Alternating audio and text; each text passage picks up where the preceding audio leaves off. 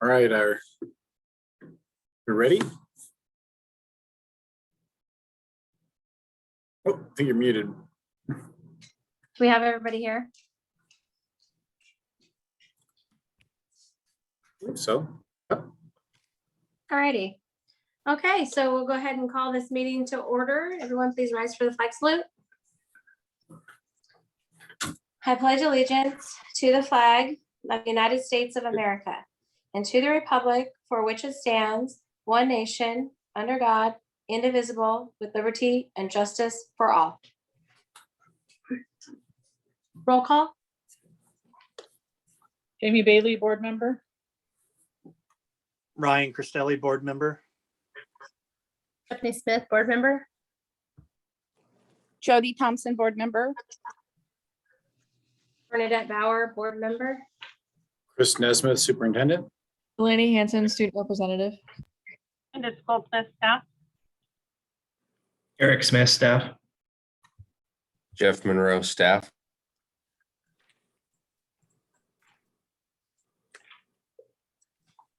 Okay. Unfinished. Oh, Bernadette. Did I say Bernadette Bauer? Staff? You're doing great. Did I say that? Sorry if I didn't say it. Unfinished business, approval of the Elma Band Booster fundraiser. Do we have a representative here tonight? I don't see them in the, Candace, could Autumn Seaman be one of the people that are? I don't know for sure. That wasn't the name that I was given today. That's the only, oh, maybe, or Danielle Orcutt. Her hands raised. I'm going to put them in for a second.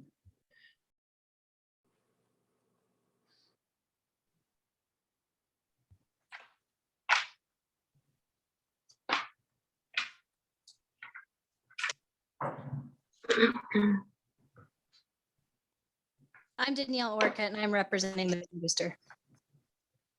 Hi.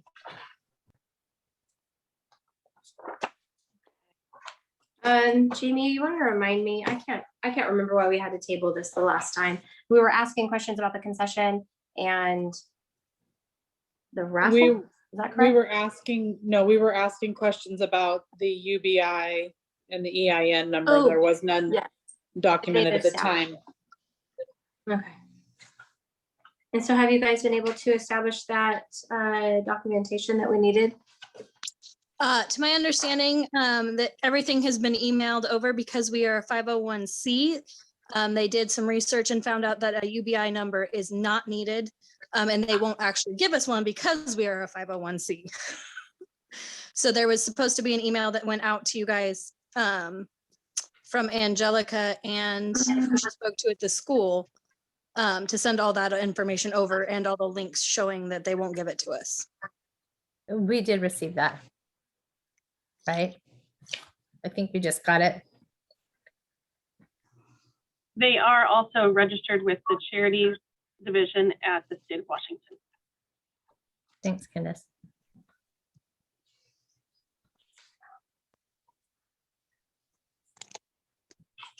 Do we have any other concerns? I don't at this point. I'll go ahead and move for the approval of the Elma Band Boosters fundraisers. I can second that. It's been a motion made and seconded. Is there any further discussion? All in favor? Aye. Aye. Aye. Okay, motion carries. Thank you so much, Danielle. Thanks for providing all that extra information. Yeah, no problem. Thank you guys so much for your help. We appreciate it. Okay, we'll move on to new business. We have the approval to adopt the resolution 6-2122 replacement education programs operation levy. So this is, we're looking at just rolling over the levy that was done 2 years ago. We run this every 2 years.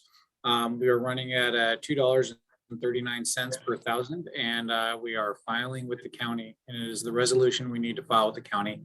We're moving forward with the philosophy that we just want to take everything that's been done in the past and just roll it in for the next 2 years as we continue to work through the Elma School District strategic plan, and we build our plan on how we'd like to, we're building out our strategic plan. The levy covers the cost of our athletics, after-school activities, clubs. It also includes our enrichment support programs, our technology, our curriculum. So we are hopeful that you will support the approval of our levy as we continue moving it forward through the county.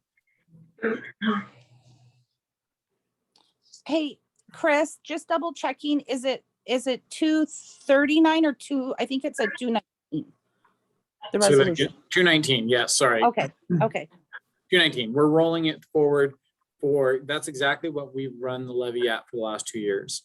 Right. So we are allowed a cap of 250, but we felt that it'd be prudent to leave it flat as we're still identifying what investments we should be doing in Elma. And Chris, Mhm. on the recently, everybody's assessed valuations just went up dramatically in our area. So is there a max that we're taking? And then so that 219 can actually be less per thousand? Or is that no matter what, that's what you're paying 219 per it's That's a thousand fantastic assessed? question. We actually get a cap. There's 2 caps, right? And it's whatever one is lower. So you're going to have a cap on cost per kid, or you're going to have a cost on cost per thousand. And Elma is really close to that rate. But when we run our levy close to a total dollar value. So if your property value, like you were the only house to go up and everybody else did, like you did a huge renovation project and you did it, your taxes would be impacted by the local levy. But with everybody going up, it really shouldn't be a huge impact upon taxes when it comes to total value. It's where you see that. Now, I can't comment on what that would look like in the state, but I just can comment on what that would look like within our own local Elma levy. So the local levy and the tax evaluation due to the cap on our cost per kid or cost per student should see that total value that we're going to kind of run closer to a total dollar value lock. So I'm speaking more vaguely because I don't want to make a promise and then someone says, well, I don't know what you're talking about. My taxes went up by like X amount, but it shouldn't be. We have a total dollar value, a percentage of our operational budget we're allowed to draw. And we're pretty close to that rate. Okay.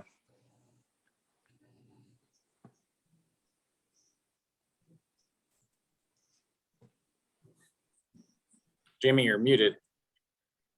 I was just gonna ask, does she need a motion? We need a Yes. motion and a roll call vote. Yep. I'll move for the approval to adopt resolution 62122, replacement educational programs and operation levy. I'll second it. I'll second that.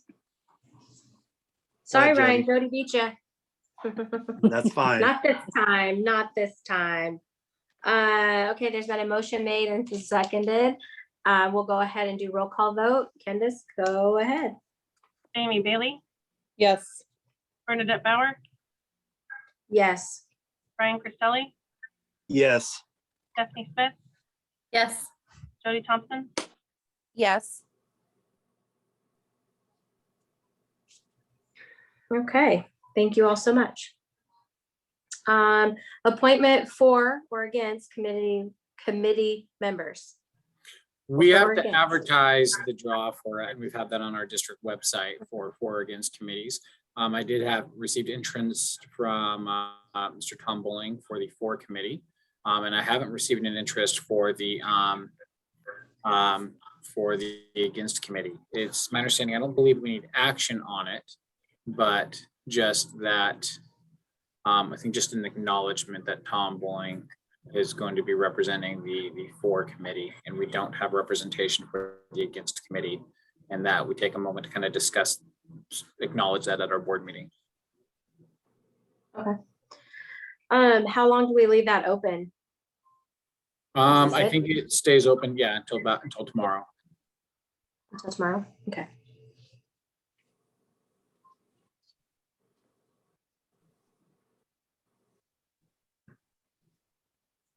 So that's it on that topic. Okay. Chris, will there be any further communication out for the other open position? I think we just had to advertise it In this moment? in this moment. And Okay. that we had it open on our advised meeting and have it on our website. Okay. Thank you. But I'm gonna chime Okay. in here for just a second. Yeah, go ahead. Bernadette. Yeah, go Do ahead. we think we should put it out there a little bit more until tomorrow? Yeah, we can put it out there more until tomorrow. I mean, we're not planning on taking it down and leaving it out there, that we still have it open while we get ready to file through tomorrow. Okay. I think Okay. that's probably, in staying with being transparent, I think that would probably be a good thing. I think given the climate, that is a good, healthy deposit for us to show good faith on. Sorry. Yeah, Yes. if we can put it out on Facebook, the Facebook page, I think that would reach more people as well. Okay.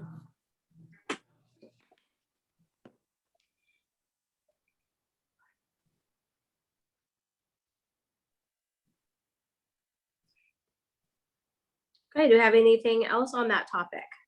Nope. Okay, approval of the ASB food bowl vouchers. Jeez, goodness. Make a motion for the approval of the ASB food bowl vouchers. I'll second. There's been a motion made and seconded. Is there any discussion? All in favor? Aye. Aye. Is everybody frozen? Can I do it all in favor? Aye. Aye. Sorry, I couldn't hear anybody the first time. Oh, thank you, Ryan. Thank you. Okay, motion carries. Was it just me having the delay? Yes. Okay. Stop it, Ryan. Review of study and survey proposal. So we had our packets. Those have been delivered to each of the board members, our application for long range facility. I do want to kind of communicate that this was the whole point of the meeting. On our next board agenda is set up for presentations. We are hoping to approve essentially the finalists. So then that way Candace has time to call tomorrow and schedule those presentations, kind of bearing in mind that the ones that we choose can make it. And then that was the goal for our next board meeting, is the presentations for our capital projects, long range facility planning process. We had 14 inquiries in our application, but we received 3 applications, and I think all board members have had a chance to kind of grab those applications today. It would be my recommendation, with only 3, that we move forward with having all 3 present.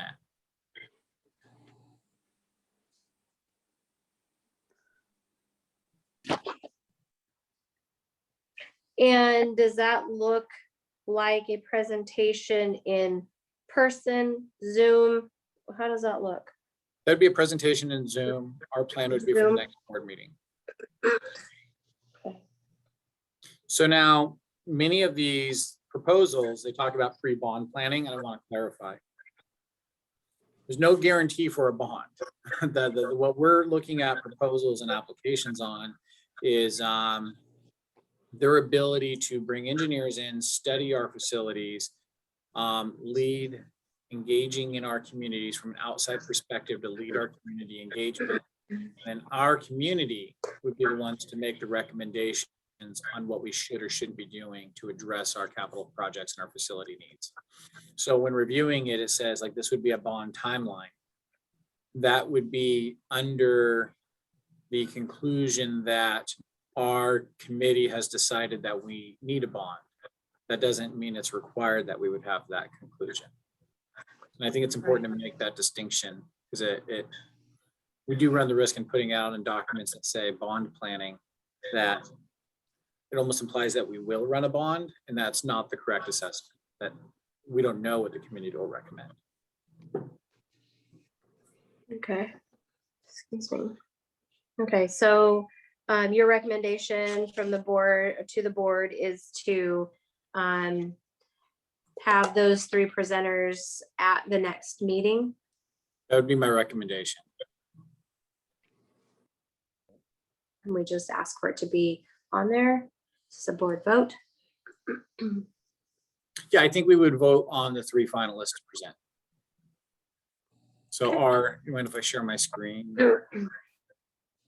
So our packets we received one from CBRE Erie on our capital planning services.